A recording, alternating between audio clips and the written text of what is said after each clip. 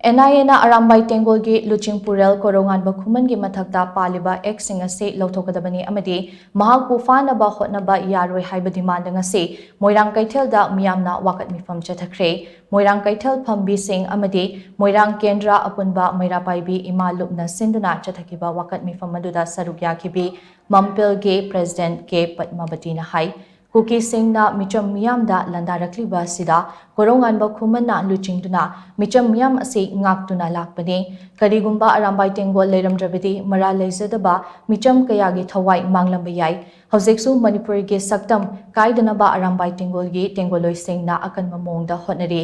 Pumnamak ase khangna NIA na korongan bagi mathakta paliba X sing ase handokadabani amade mahakpu phanaba hotnariba ase khudaktagi lepkadabani hainasu mahana makatana phongdokhi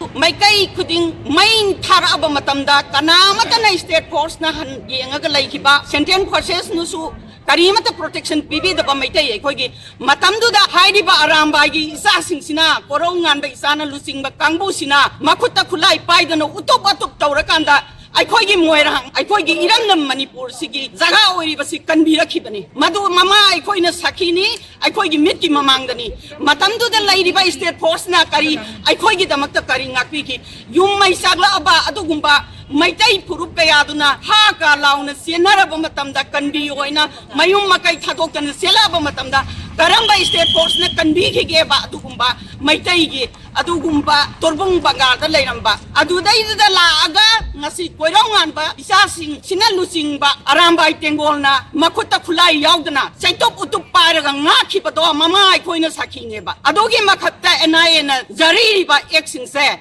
Masi Tambayaroi. Masi puna makse state government na madu ngakadabani loina na madu tawhaloi dawani karigumba tawrak pataragadi mama oibi singna isa singidamakta masa singidamakta unsi supalan thengnaga sumasa singidamak lepkani haiba wapalon thamjari